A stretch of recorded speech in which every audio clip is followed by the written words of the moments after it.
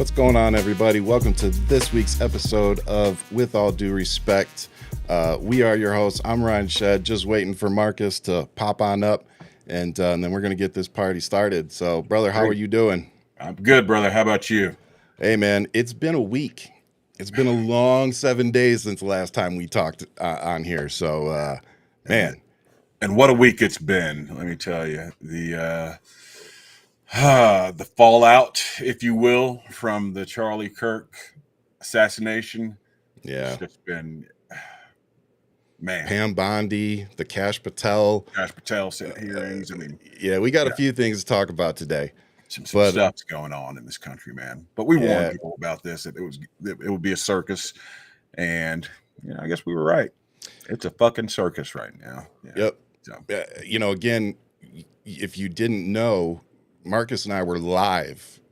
It would just happen to be our normal showtime when all of that was going on. So our live reaction is actually recorded. Yeah. So, for all of those going around saying that, we're celebrating this or whatever, you can literally go see our live reaction. There was no celebration. You see no celebration whatsoever in that, and looking at it. And we saw the video. Yeah, it's real time.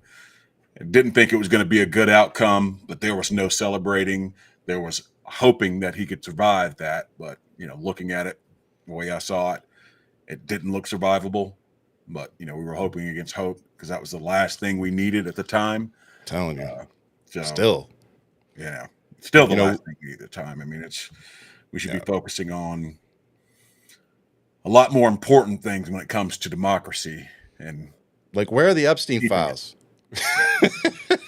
But no, there really is so much more for us to focus on. And, I'm even getting tired of these congressional hearings that really do nothing more than embarrass us on the world stage and produce nothing actionable, in any direction. So it's just more frustration, on top of dealing with all of this fallout. But luckily, because you are who you are, Marcus, we get amazing guests. So to speak with us today about the Charlie Kirk fallout but more importantly, the work that he's doing out there, on the ground, we have Christopher Goldsmith with us.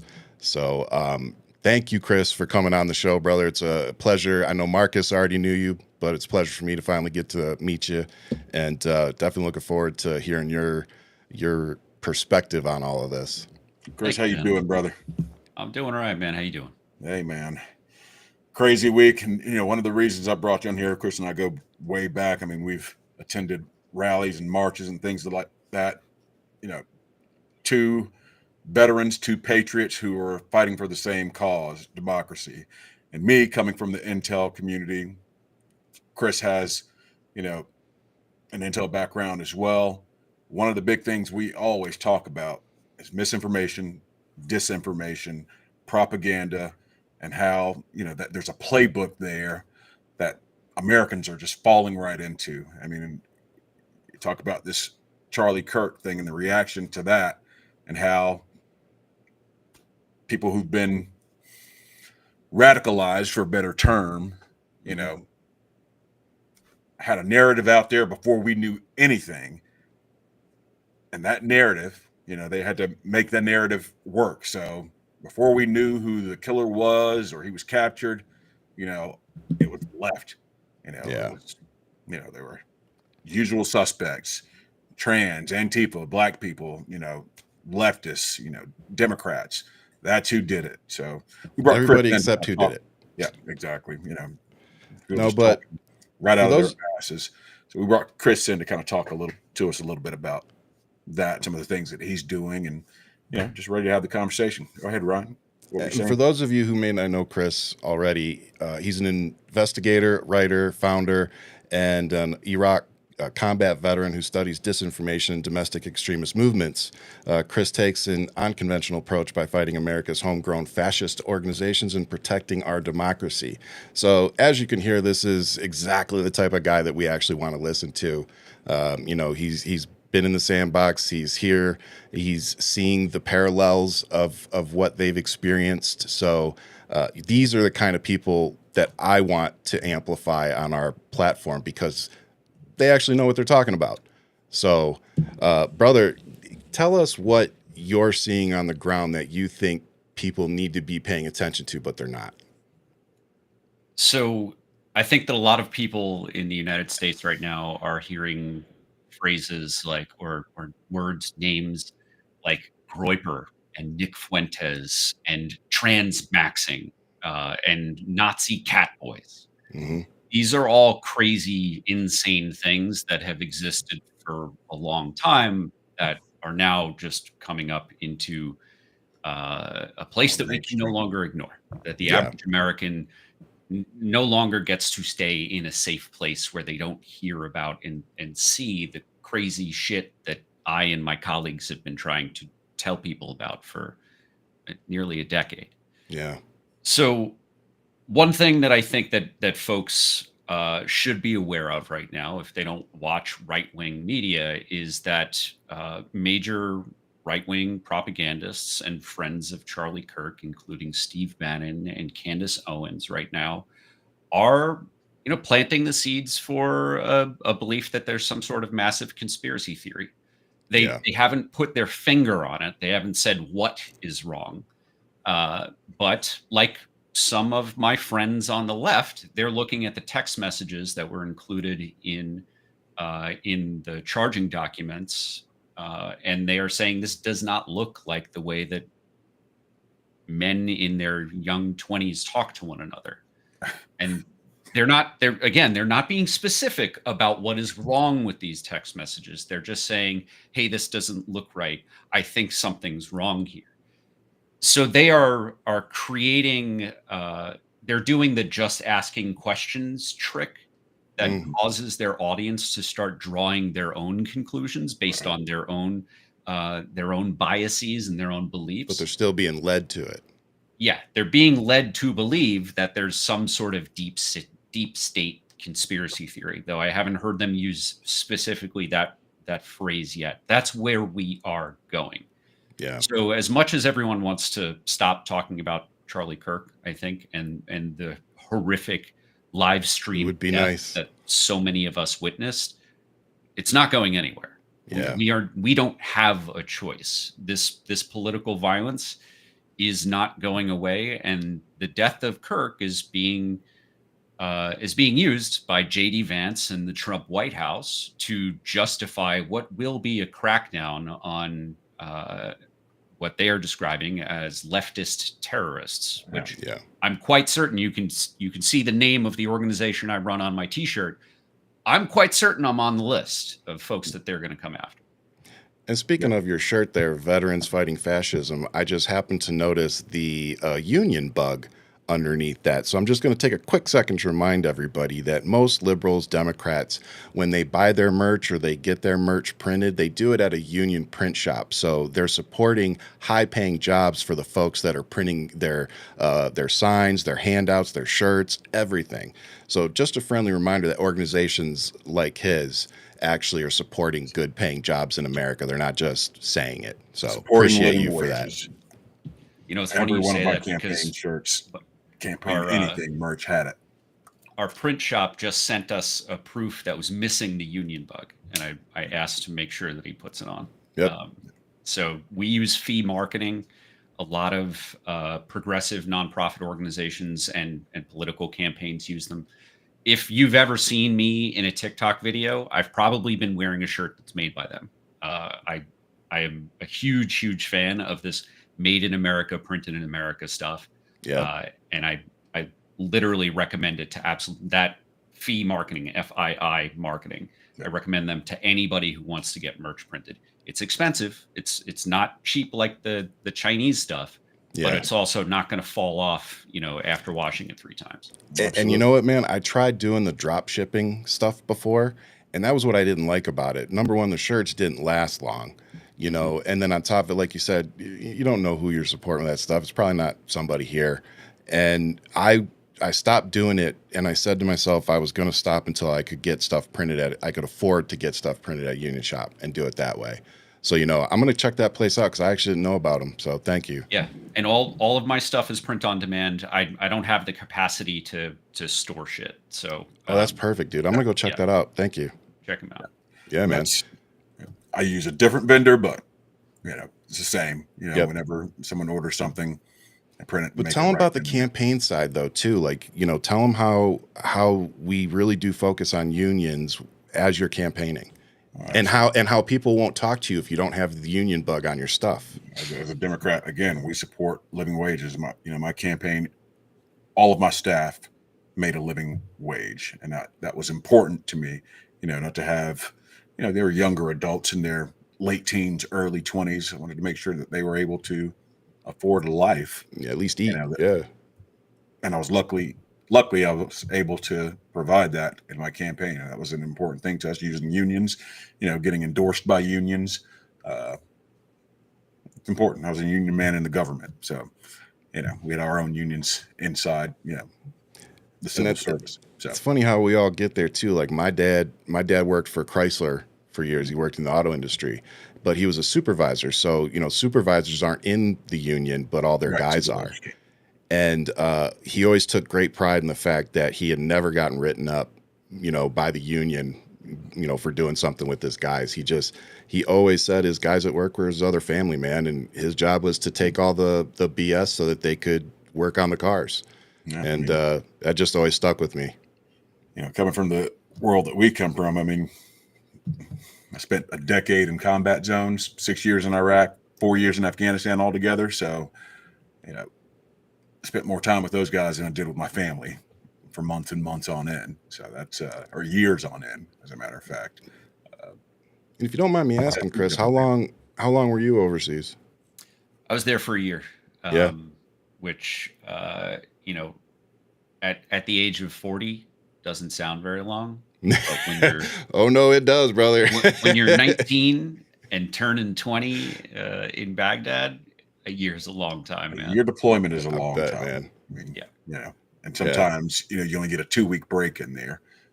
Fortunately for me, I got a lot more breaks in. It would be like a month at a time, but 6 months without a break. I deployed for 11 months, and they sent me home for 2 weeks, and then back for a week, and then home, because they just had to get the mid-tour leave like on the record. Oh wow, which was fucked.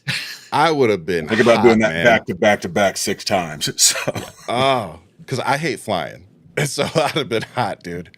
All right, but now that we got three veterans with varying different types of experience, varying career fields, let's get into this discussion, because the Charlie Kirk response, fallout, whatever you want to call it, it really is based on free speech, and what they're trying to lift this man up as some anti-violence, Bible believing, whatever. And it's like, we've got videos to contradict that. Like, we're not just talking out of our butt when we say, I don't have any love for this guy. I can condemn what happened to him and still have indifference about him no longer being with us. And I don't think there's anything wrong with that. It's like, I'm not trying to be disrespectful per se. I mean, I've made some comments like, but at the end of the day, hey, it is what it is. But I'm not saying that we need to start taking out our political opposition. That's a horrible precedent to set. And we've seen what's happening. I compared it last week to what we saw with Ashley Babbitt and how that went down and how they martyred her. Right. I said, now Charlie Kirk was just sitting in front of 400 or 500 people having a discussion. It's like, now what do you think they're going to do with that? 7 days later, here we are. I mean, we're in a crazy pace. And again, you said it at the top of the show. We were live when this news came out. Yep. People saw our reactions. I didn't want to, but I felt I had to address it a day later. I'm not ready to bestow sainthood on Charlie Kirk. I disagreed with just about everything he said. Yeah. His views on Black people in the professional workspace, his views on Black women, his views on gun violence, his views on empathy. The list goes on and on and on. But he had that right. Each one of us sitting here speaking on this podcast today swore an oath to the Constitution. As much as I hate that it, includes freedom of speech and making sure that everyone has the freedom to speak their minds, whether you agree with that speech or not, whether you deplore it or not. He had that right. Yeah. He had that right to, give his opinions. So did So Martin Luther King, so did Malcolm Yeah. X, so did a lot of people. But who I think become victims it's of- wrong for us to talk about Charlie Kirk as someone who was just speaking, because he wasn't just speaking. I mean, Donald Trump No, he's is preaching hate. Yes, like, definitely. Donald Trump is a rapist and an insurrectionist. He also speaks a lot. So like, right? Yep. We No, shouldn't, you're absolutely correct.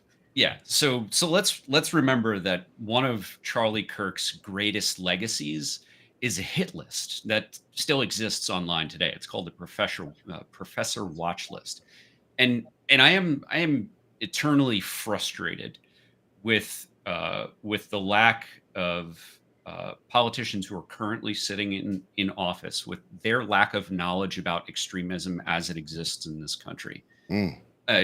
In the weeks leading up to January 6th, I was, before any of my organizations existed, I was doing this on my own. I was infiltrating explicitly fascist, swastika flying neo-Nazi organizations and unlawful militias. And I was handing intelligence packages to the FBI, and like no one was reacting because they didn't understand the context of what they were seeing. After January 6th, I could no longer work for the intelligence firm the for-profit intelligence firm that I was doing. And that's part of the reason that I started Task Force Butler Institute, so that I could get more people, more veterans specifically, trained up in open source intelligence research so that we could combat domestic extremism and political violence. And the entire time that we have been engaged in this, it has been a one-side thing. Now, I'm not denying that people on the left, leftists, Democrats, progressive, however you want to label people on the left side of center, that there is some violence over there. Yeah. But I'm a man who cares about facts and figures, right? And balls and strikes.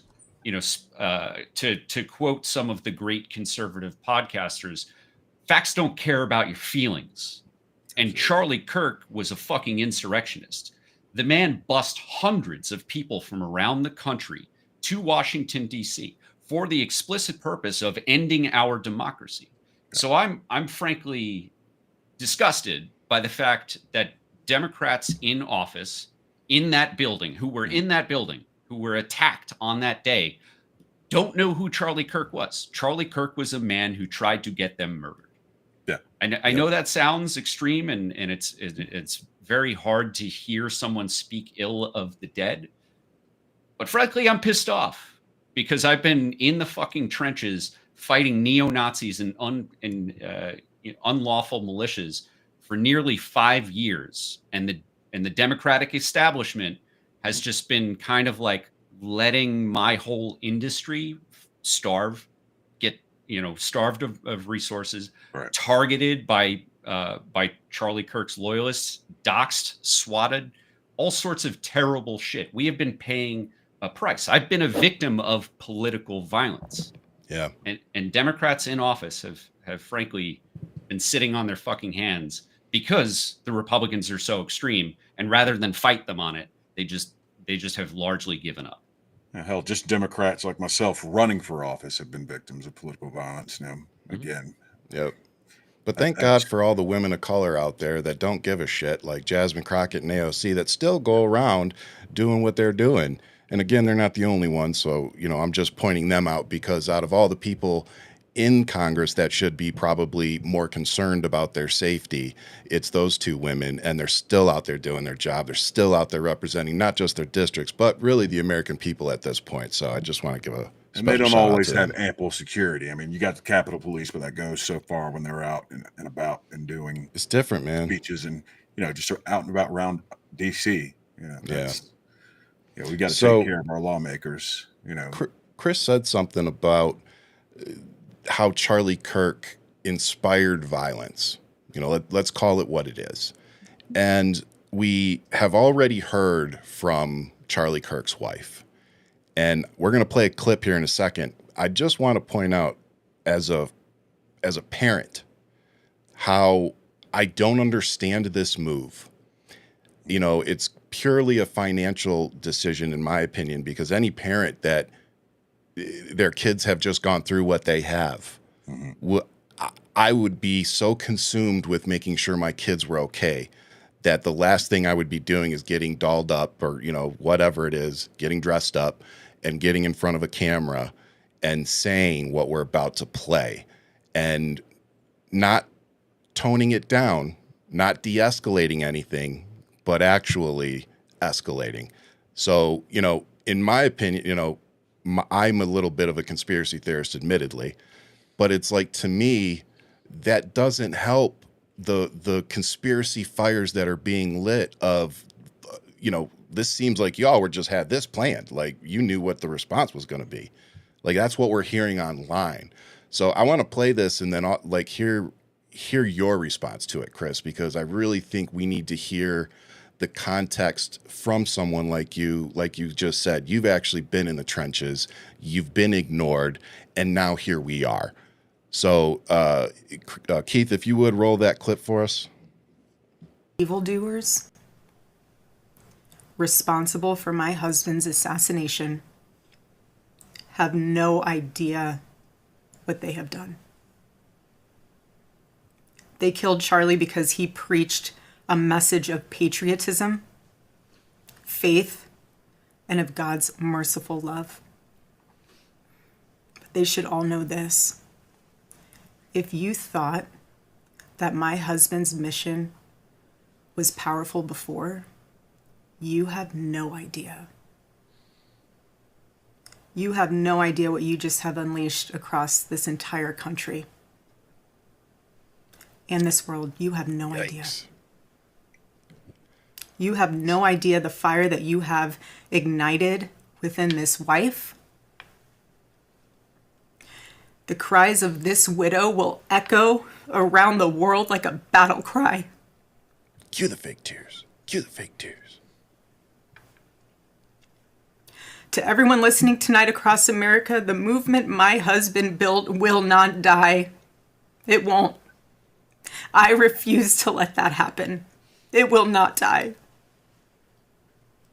All of us will refuse to let that happen. No one will ever forget my husband's name, and I will make sure of it. All right, I think we've seen enough of that one. So, Chris. A lot to unpack there. A ton.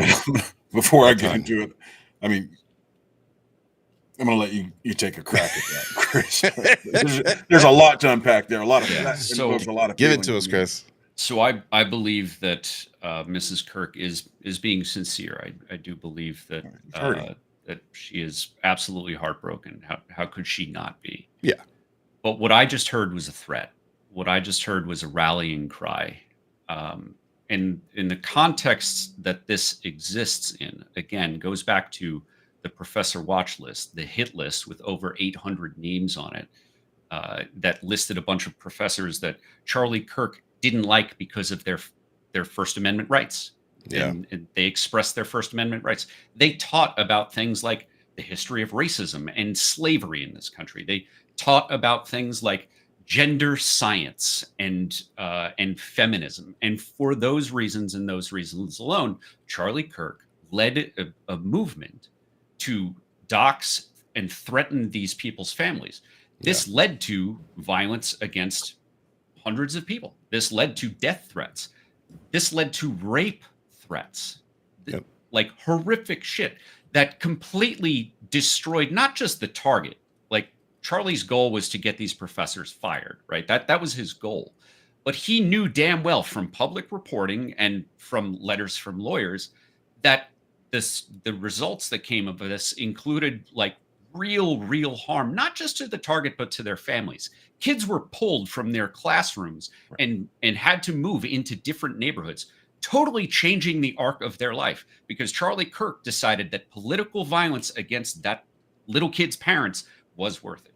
So I'm sorry to cut you off, but would it be fair to say that he led a movement, which, look, none of this is new. We've seen this time and time again throughout the history of this country, but he led a movement to intimidate, to teach people how to bully, and scare people into, to submission, I guess, or have a chilling effect I think that's on fair. those who vehemently disagreed with white supremacy, racism, transphobia, homophobia, what have you. Would that be fair to say? Absolutely. Yeah, and let me just say unequivocally that not only do I abhor political violence, but I've actively been fighting against it, unlike all the fucking MAGA weirdos who've been coming into my comments section or saying like, "Oh, you're glorifying violence."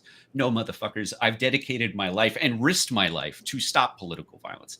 I've got a clear history of doing that. What I am saying is that what Charlie Kirk did and now what his wife is doing in his name is justify political violence against Americans that they don't agree with. That the rallying cry that I heard they was called stochastic terrorism. It is not picking a target. It is not giving an order, right? It is not saying, "Hey, you should pick up this weapon and wield that weapon against this person or this group."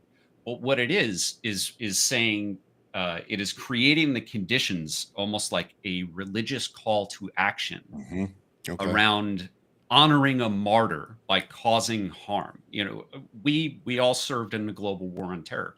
We understand how when language like this is used, it can motivate people to war. Absolutely. Yep. We all Absolutely. felt moved by that kind of language in the I say that post all the 9/11 time, world, dude. right? We know what it feels like to be moved, to be willing to commit violence on behalf of your people. Now, for us, our people are the American people. It is Right. not Democrat. It is not Republican. It is not progressive. It is All not people. conservative. Right? We fought for all Americans, for all of our democracy. Yes, for our sir. Signed a blank check Right. to the United And- States of America. And Mrs. Blank Kirk, check.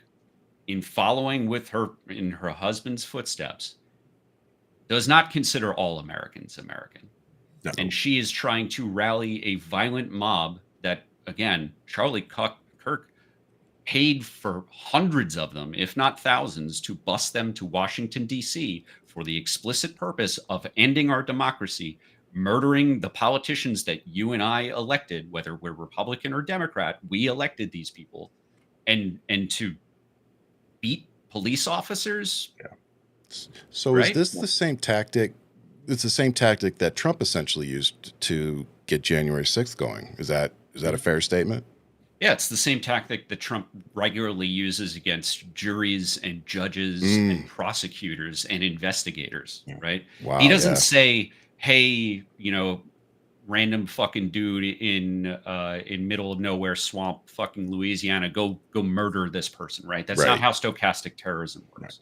Stochastic terrorism takes someone with a big platform going forward and creating a justification in the mind of their followers for violence against a target. You got to tee it That up is what they're just right. You got to tee it up just right without saying the words.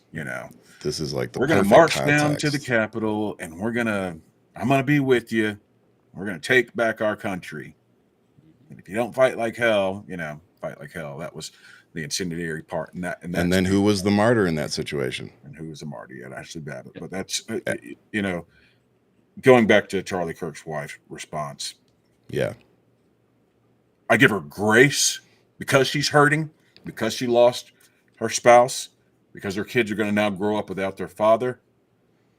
But the language she used, and there should have been someone around her to tell her that, was wildly inappropriate. It was incendiary. It was, I go back to last week, right as this was happening.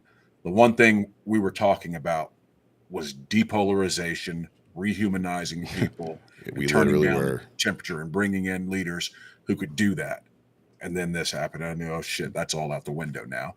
I knew that as soon as I saw it. Telling you, Chris, that show came to a screeching halt when we got the video. It was like, but by the way, I'm just so glad we didn't show that video. And I'm not hating on people that did, because so many people did. I'm just glad that we made the choice not to. Because that's brutal. And we, at the end of the day, I know Marcus and I, we always bring it back to being parents. You know, those type of things live on the internet forever. Those kids it's gonna be difficult for those kids to avoid it for their entire life. And so yeah, you know, we have empathy and for they're those. not going to be able to for their entire lives. They're I going to don't see think it so either. eventually. And like You know, Sicko maybe said maybe in the eventually chat that. says, you know, when they use the words they, you know, yeah, we don't see we enough. You Yeah. know, when we talk about depolarizing and bringing down the temperature, it's always they. And, you know, people who watch enough Fox News have been programmed enough to know that they know exactly who they are. The Democrats, they, this group of trans, they, you know. I mean, what it sounds like you're saying is that Republicans suddenly fucking love pronouns. I know. Because that's what I keep hearing. That's it. I keep hearing them say they and them, right? Yeah. Yeah. He said what he said, folks. I mean, I think you're right, brother. He said And what it's he not said. lost on me that, you know, again, it's they killed Charlie Kirk. Well, It's one person. since we're talking about it, I take this one personal because 5 years ago, when I started this journey of mine on social media, I was what I like to say very ignorant to the trans community. And, you know, the whole thing went down with Dave Chappelle, and I watched that special, and through it, except for the, you know, the parts where he talked about the you know, bad name that they use for trans folks. But towards the end of it, I really felt like he was talking about me because he told a story about a friend of his that was trans and she ended up passing away. And he ended the show on talking to that person's child that they had when, you know, they were a man, and said, "I knew your dad and she was a hell of a woman." And I was like, I feel like so many people missed that last message of, you know, yeah, he got us all spun up, got us all really thinking about some things, and people were pissed off on both sides of the aisles for whatever. But at the very end, he put a cap on that made me go, I need to go educate myself. I need to go make a friend. And so I spent a while going out and trying to find some people that didn't mind educating me and letting me be a part of their life.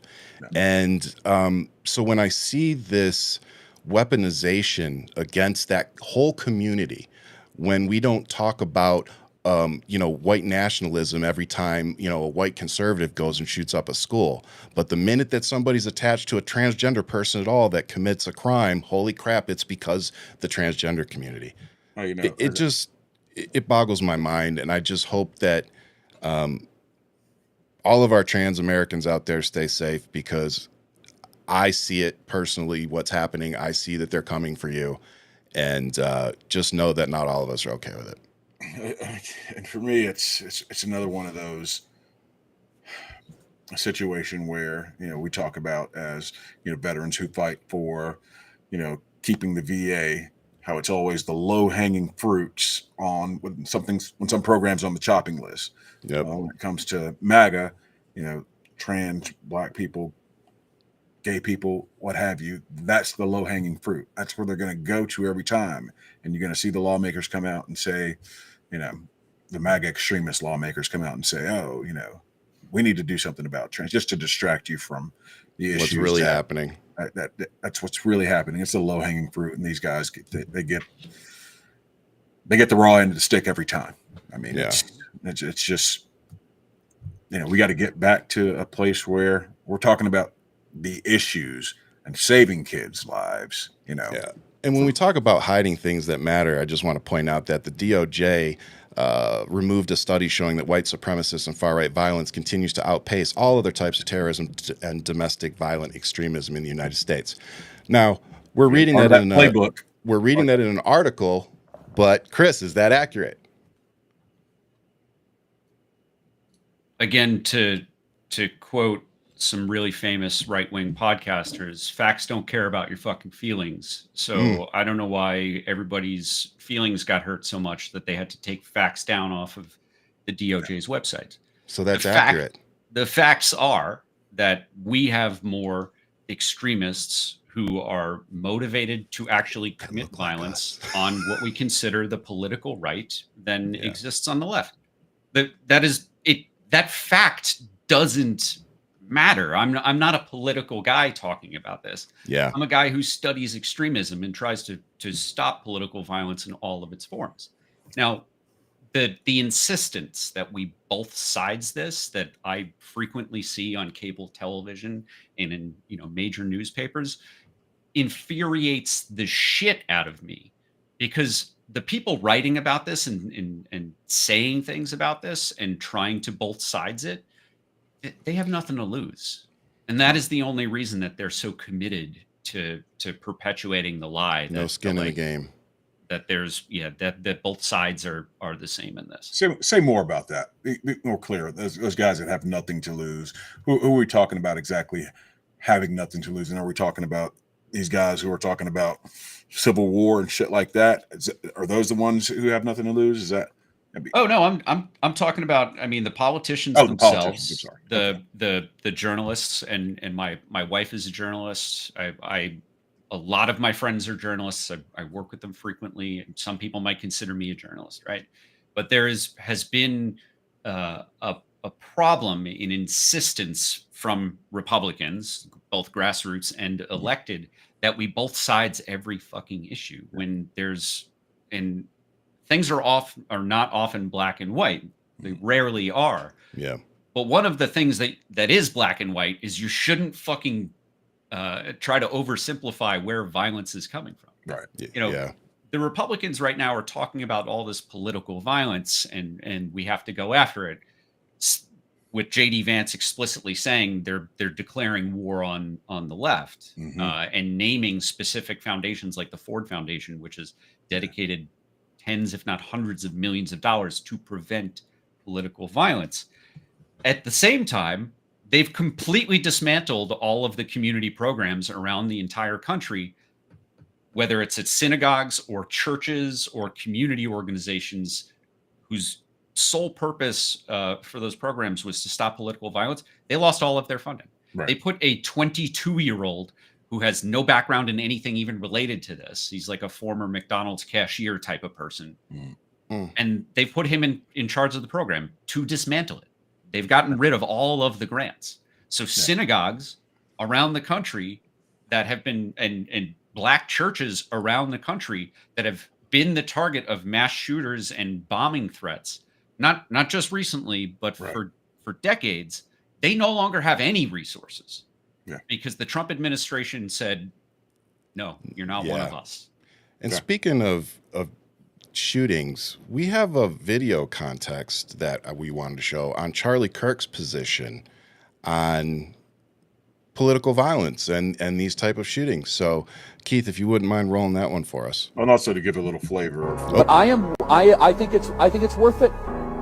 I think it's worth to have a cost of, unfortunately, some gun deaths every single year, so that we can have the Second Amendment to protect our other God-given rights. I think the DOJ should immediately move to unseal all the Epstein documents in the Southern District of New York. Yeah. Everything. Everything except child sexual assault material. I think every file should be released to the public the same way as the JFK files. Let the American people decide. Put them out there, because if there's nothing in there, then see, now my conspiracy theory mind loved this clip simply because it was a couple weeks before, and it's just like, oh, well, did they? So total conspiracy. I'm totally admitting that. But no, but when you hear those videos, for me, again, I go back and I watch all the videos like Marcus talking about black folks, black women, all these extreme positions. And it's like, I don't have any love for this dude. And I said it live on the air a week ago. I'm not going to sit here and be a hypocrite now and say, be Candace Owens and all these people and be like, he was like a brother. No, he was the dude he was. And the world will be slightly better off because he isn't in it. Doesn't mean I agree with how everything went down, but clearly he agreed with it. Well, where was he when Paul Pelosi was getting his head beat in with a hammer? I've got that video where he says that he should have finished the job. But even from him, I didn't hear from the right any condemnation of that, or Melissa, they cheered it on. Her family being. I don't think that even got any news coverage. or anything out of the administration when you got a lawmaker in Minnesota whose entire family, to include their dog, was murdered. I mean, that's. And did you guys see what Trump said when the reporter asked, in retrospect, do you think that you should have lowered the flags for Rep. Portman as well? And Trump's like, who? Who's that? Yeah. Mhm. Yeah. Yeah, I he was didn't like, even- dude, didn't he even remember. gaslit the hell out of me right there. Yeah. But Chris, what are your thoughts on that stuff? You know, I think that what I came out and said, you know, as soon as I could make a video about this and kind of explain who Charlie Kirk was, and who Charlie Kirk's and what his legacy is, he made the bed he's currently laying in. He is part of the reason that our country has not been able to achieve any sort of gun safety legislation. I am a gun owner. I have a concealed carry permit. I am someone who, you know, practices and you know, uses my firearm responsibly. I store it responsibly. Yep. In this example of when Charlie Kirk was murdered, it's a hunting rifle, right? It wasn't an AR-15 that all the liberals and the Democrats think is like the boogeyman gun. Yep. It was a hunting rifle. It was old. It was his grandfather's rifle, right? It's old bull, Most actually, wasn't it? legislation that Democrats have proposed, most legislation, not all, but most legislation that Democrats have proposed have been focused on this boogeyman AR-15 thing. None of that legislation would have stopped this. What Yeah. might have is safe storage requirements. Okay. And I, as a gun owner, I fully support safe storage. Every one of my firearms and all of the ammunition is locked up. I am Same. now a parent, right? This should be legally required, and it is for me in the state of New York, but for most Americans, that's simply not It's required. not here. Yeah, in can a just- lot of red states, forget about it. Yeah, I'm in Arizona. It's not I'm in here. Georgia, so you know it is what it is. I mean, Yeah, But I I mean, lo- I have loosen gun my control laws. Yeah, I have my everyday carry right here. If I put my thumb on that little box, that's all it Mine takes. too. Mine's right there. Like it's not that hard. Nope. It is really not that hard. And any wannabe Rambo who thinks that, oh no, that second that it's going to take for me to draw my weapon, so I shouldn't even have a safety on it, they shouldn't be carrying a firearm. No, I mean, those are the ones that shoot themselves in the leg. you know, these are the guys who also say, you know, if you don't have it round chambered and when you're walking around with your sidearm on you, you're an idiot. Well, You know what the crazy thing is? I have a. I mean, I you have haven't a- been deployed without ever telling me you haven't Well, been deployed. So, Yeah, I have a friend in Utah. She's lesbian, and she went out and got a gun last week. Very against her, you know, her will, basically. But because of the laws they're starting to try to pass against not just transgender folks, but the LGBTQ community as a whole, trying to take their gun rights away.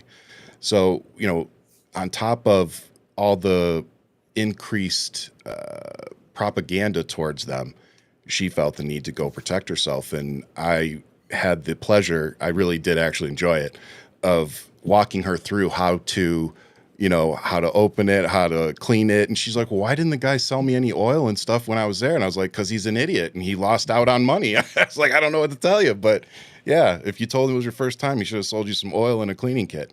so you know, you mentioned that. Just Because teaching her things like that. But it was like, wow, we're here. We're here where people that would normally not have a firearm in their house now feel the need to go pick one up so that they can be safe, or at least it gives them the feeling that they are a little safer. Well, Well, I since the can't- I COVID can't count. lockdowns, I can't count the number of people who've come to me and talked about owning weapons now. Yeah. Since last November. so It's a lot of them. since the COVID lockdowns, and it wasn't because of the COVID lockdowns, it was because of the anti-vax, anti-lockdown fucking psychos who were showing up at the Minnesota Okay. Yeah. or you know, like all of Courthouse. these state house Capitol. the state legislative bodies, right? They were coming fully armed, sometimes not just protesting outside, but sometimes breaching the capitals, Yeah. right? That was what was happening in 2020. This is before the insurrection. Because of that, Black Americans, Americans of other minority groups like the LGBTQ communities, gun sales and gun training have skyrocketed. Yes. Because I think that a lot of minority populations have felt unsafe in this country, but they have never seen in our generation armed fucking lynch mobs running around. And again, the insurrection happened for several hours and we all watched that on television. I don't blame anybody who used to be, indifferent or completely against firearms suddenly getting interested. I'm not going to try to convince people to move away from that. But what I will advocate strongly for is that you talk to a veteran who is about your gun ownership. Because when I got my my concealed carry permit here in the state of New York, where the laws are pretty stringent, the whole class is an 18-hour course was how to get away with murder. We didn't get into the importance of cleaning your weapon, of like we touched on breathing and trigger squeeze, but like barely. The requirements here in the state of New York are that you pull the trigger 5 times, that you hit a target that is 1 foot wide and 2 foot tall from 7 feet away or maybe 10 feet away. There's no time limit. You don't have to load the weapon. You don't have to rack the round. You don't have to flip a safety switch. You don't have to, load or unload the magazine. You don't have to fix a jam. A 90-year-old grandmother with arthritis could do that. Yeah, you don't have to clean the weapon. In fact, in the state of New York, you have to purchase the weapon before you can apply for the license, right? So the dealer holds it. You apply for the license. You do the 18 hours. You don't even get to fire your own weapon that you purchased during the training course. So after you've completed a training course that you fire just 5 rounds in for, they send you home with the firearm that you've never even touched before. You weren't allowed to take it out of the box. Enjoy. It is insane. And I just, I don't and yet think that's still more than you got to do in Georgia. So, I don't no think safety first or anything like that, but I don't think that veterans are inherently better lawmakers or anything. No. But lawmakers should consult veterans on just the basics of gun safety, and part of gun safety is doing things like cleaning your weapon. Yeah. And there are no fucking laws that require you to like make sure that your barrel isn't filled with sand when you're walking around with it in your pants all the fucking time. Like, right? These are. I feel the frustration off you, brother. Like it's so palatable. It's amazing. But look, man, before a lot of times when we have our private conversations, we share. I want to be a part of those private conversations. Before I move on, before we let you go, I want to ask you quickly about Pam Bondi. But let me ask you: is there anything that you personally would tell people that are on the fence about owning a weapon right now? Mm-hmm. Invest in safe storage. Safe storage is the thing that prevents accidental and self-inflicted harm more than anything. If you buy a weapon and you keep it in your home, you are more likely to die as a result of that weapon being mishandled, or because you are having a bad day or in a dark place and you have the means readily available. Yeah. If you are a woman, and someone you live with owns a gun in the home, whether it's a handgun or a rifle, shotgun, you as a woman are much more likely to die as a result of gun violence against you. Right? Yeah. The statistics say that if you own a firearm, you are many, many, many more times likely to die because of that firearm being mishandled. Or a child in your home is more likely to die of that firearm being mishandled than you ever using that in a defensive scenario. The only reason that I carry a firearm is because I literally hunt fucking neo-Nazis for a living, and they've tried to have me killed several times already. Yeah. I am an extreme case. Yep. Most Americans do not face any threat that is anywhere close to that. That would And need to unless you carry. do, you're more likely to hurt yourself with a firearm than if you just simply didn't have one. Yeah. That's The great, odds of man. you ever getting into a firefight in your life are extremely rare. The odds of you seeing extreme violence of that nature, not online or something like that, or on television, is extremely rare. You know, It's becoming less rare because Donald Trump has told law enforcement that they can do whatever they want. And no, I'm not making that up. He said it from the White House yesterday. Speaking of people saying ridiculous things, Pam Bondi, for those of you who didn't know, she basically said that she was going to come after everybody for hate speech, which didn't go over well on either side.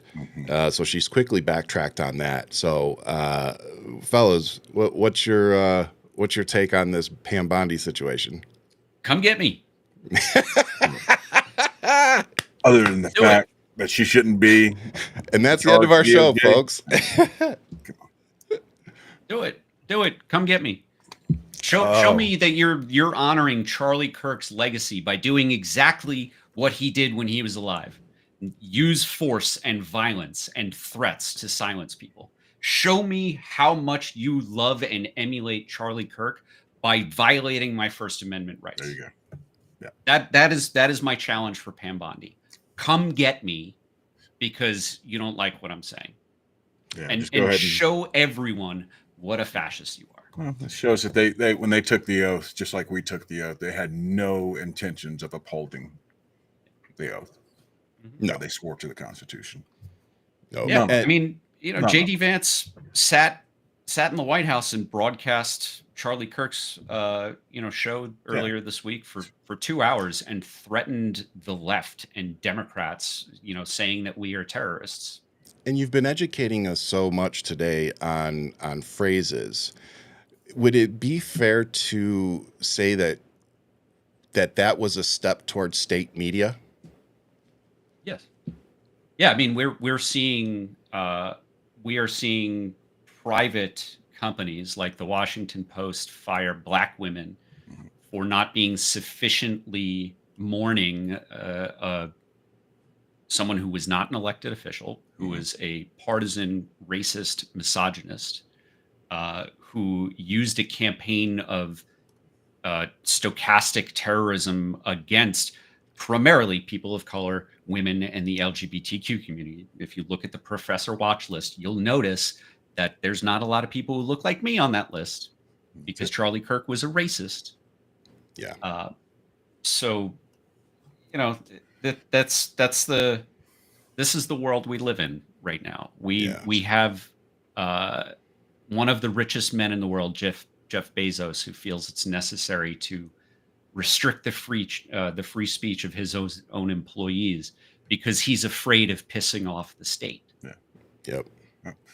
There you have it, people. Says it all right Democracy there. is not dying in darkness right now. It's happening in broad daylight. And Broad daylight for everyone to see. You see it happening. Pay attention, people. We've been screaming about this for years now. Everybody here on this podcast, we've been warning about this. I warned about this after January 6th. yeah, Well, actually, I was warning about it before. But But after that was January really 6th, where- I had to do yeah. something when I ran against Marjorie Taylor Greene because she was one of those hate purveyors and dangerous speakers. That just we got to stand up and push back against. So. And speaking of that, man, Christopher, thank you so much for coming on the show, brother, and doing what you do.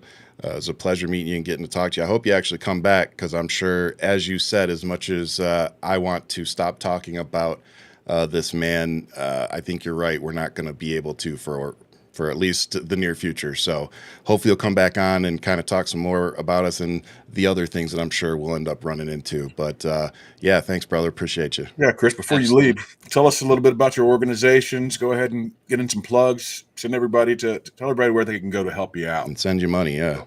Yeah, awesome. So thanks for having me on, guys. I will come back anytime. This has Awesome. been a lot of fun. Love coming on a fellow vets show. It's nice Appreciate to be that. able to speak to my people. There you go. So the big project that I am working on with my nonprofit Veterans Fighting Fascism is the Anti-Fascist Book Club. A lot of folks have been desperate for months of like, what do we actually do? What can we do to fight this? The thing that you can do is build community and educate yourselves. When you're the point of the Anti-Fascist Book Club is to read about the history of fascism. And the history of fascism is fascists losing to democracy. That is the history of fascism. There has never been a fascist regime that has gone permanent. Like Franco in Spain lasted a very, very fucking long time, right? But we can learn lessons from history on how to fight fascism. But the other point, beyond educating yourself and giving yourself hope, so that you can learn how to fight fascism, following in the footsteps of, of the most effective anti-fascists of the past, is simply to have an excuse to find a third place. Right. When we grew up, there were like roller skating rinks and bowling alleys and shit that people of really all ages went to. Yeah. That doesn't exist anymore. Like we have the bar maybe, but there's not a lot of third places. Yeah. Having an anti-fascist book club where you've got a reading list, and I wrote the guide for the first 6 meetings. After that, you don't need guidance from me. You'll have your community. Having that excuse, having that tool to just take that first step and go meet somebody at the coffee shop and sit down and have a discussion. You don't have to know that person. You share something in common. You read the same part of the same book. Discuss it. Yeah. You'll become friends. You'll start to know that you can depend on one another. All of us, we are national figures. We focus on Washington. Most Americans need to focus on what's going on in their backyard. Fascism does not come from the White House and from the halls of Congress. It comes from the grassroots up. And wherever you are in this country, you should pay attention to what your school board is doing, because that's where the fascists are making a real difference. They are indoctrinating children. They are restricting children from being able to access certain knowledge. That is fascism, folks. Yeah. And you can stop that at the local level. So go to veteransfightingfascism.org. The entire website is dedicated to the Anti-Fascist Book Club. You have everything that you need. That's amazing. Chris, brother, thank you for coming on and joining us today. We really appreciate it. Didn't mean to keep you for the whole hour. Told you it was only going to be 45 minutes. I lied. You know how it goes. That's why he's got to come back, because we could have kept going. You got to come back. Anytime, brother. man. All right, man. Thank you. Appreciate you, brother. Have a good one, brother. So that was Christopher Goldsmith, and as you could hear, very knowledgeable on many things. So please go support him. And as I said, his organization supports union jobs. So that's just one of a myriad of reasons to go support Chris. But before we get going, I wanted to kind of touch on Kash Patel hearings. So let's cap the show off talking about this Muppet. You know, I mean, yeah, getting into it with senators on the Hill, you know, telling them they don't know what they're talking about. Come on, man. I mean, Screaming over them. Yeah, we've seen the political theater out of this administration time and time again, making a mockery up there, not answering the questions. Yeah, obfuscating, lying. Even, I mean, you want to know I can't take any of these guys serious. Can't take them serious at all. No. Bondi, Patel, Vance, Trump, none of them. I can't take them seriously. No. I mean, I do take them deadly serious. But well, yeah, you got to take what's happening seriously. Performances, RFK, even it's just, come on. Yeah, the one that got me was, I forget which member it was that was going at him, but said something like, you know, asking him if Trump's name was in the files and if they released blah, blah, blah. And he's like, I've released everything that we are legally allowed to release. And what I heard was, oh, you people actually do understand that Joe Biden and Democrats couldn't release the information back in, 2019 or whatever it was, 2022, because a lot of that stuff was still ongoing. So they couldn't legally do it. So it's like, you guys just keep continuing to show us your hypocrisy, your ignorance, your propaganda. So you guys do understand those things. They do. You just play like you don't, and then stoke the fire of division. And that's that's the part that I don't understand. Somebody asked the question, like, how do you tell the difference between the two sides? And I said, it's actually really easy. You just look at which side typically tries to base their opinion on fact over propaganda. That's the right side. It's facts. It's pretty simple. Facts, which side lives in the real world and reality, and who's fighting for the everyday people of America. Not the billionaires, not the super rich, but who's fighting for the working people of America. Who's trying to make your life better? Who's trying to take care of your health care? Make sure your kids can go get an education that's worth something. Yeah. Do compare and contrast. People like to say I do my own research. I actually go and do some research, because a lot of the times when people say I've done my own research, it sounds like bullshit to me. It sounds like you weren't researching from a credible source. And that's being generous. So, confirmation bias is real, and it gets all of us. Like, I'm not sitting here saying, I've never, done it. But I think, like anything, you have to realize it's a problem in order to fix it. Absolutely. Like, you have to realize that you're being affected by confirmation bias, and then purposely go out and try to make sure that you're consuming sources that are as unbiased as possible. Absolutely. I always think that if a human is writing a story, there's always going to be some level of bias. Some people are way better at keeping it at bay than other writers, but there's always some type of bias in it, usually. So it's like, all we can do is try to go find the best sources of information we can, base our actions on that, and start tuning out the propaganda that is being so clearly pushed, not just by the right wing, but it's being pushed on White House websites, their social media. Like, it's like a con man's been given the biggest bullhorn known to man, is what it feels like. I mean, if you've gotten some information and it's wrong, one of the things I say to people who know me is that I've been wrong about a great many things in my life. Yeah. I'm not afraid of being wrong. If you can show me that I'm wrong, I appreciate it, actually. Yep. You're wrong, just 9 times out of 10. So. And move on smartly. That's what being woke is, I guess, That's the one I never understand. Like, woke is it just means that I went out and educated myself. It just means that instead of continuing to be an ignorant clown about the trans community, I went out and educated myself and became woke. All right, I care about other people outside of my own family and community. I guess I'm woke. I want to see this nation live up to its highest ideals. I guess that makes me woke as well. Right? Like, I'll take it. But brother, as always, pleasure to do the show with you. That was an amazing guest. I definitely do hope Chris comes back on. I see some people in the comments asking for his handle. The one that I have handy is his Instagram. So that's KRIS Goldsmith 85. All right. And he also does have a website, and that is KRIS Goldsmith.com. And he actually has all of his sites there. So and it's Chris Goldsmith 85 for IG Substack as well. Oh, is it? Perfect. Yeah. So that's his Substack, his Instagram, and then you guys have his website too. So yes, please go support him because he's actually, I'll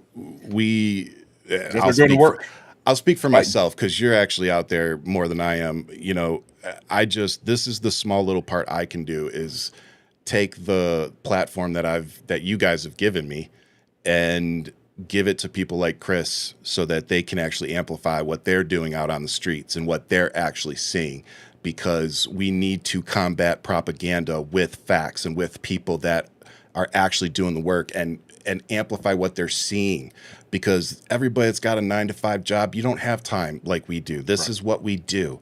And instead of trying to lead you some different way, I would much rather give you somebody like Chris who has this, we would rather give you somebody like Chris that has that experience, that can explain it in ways and say, yeah, that's actually happened, or no, that's bullshit. Yeah. And that's what we want this show to be about. So before I sign off, brother, you got anything? That's all I've got today. You guys stay well. I mean, don't let this stuff get you down. We're still in the fight for our lives, for our children's lives. There's democracy. Nothing changes. Keep fighting, brothers and sisters. Keep fighting. We're going to get through this. We will. I do believe that we will get through it. How, and how messy it is to be determined. But at the end of the day, I refuse to lose hope that we're going to be able to get this train back on the tracks. And never stop fighting. Yeah, so we'll get there, man. And like you said, if you're having anxiety, that's I think that's normal right now. If you're feeling a little depressed, I think that's probably normal right now. Yeah, man. We're all feeling it. So like if you're feeling those things, I just want y'all to know that those are normal feelings. I'm feeling them. Pretty sure Marcus is, so don't stress out. We're all in the same place. We're all in the same boat. We really are. So with that said, I'll leave you as I always do with much love. Keep fighting, and we'll see you guys at work. God bless. Have a good one.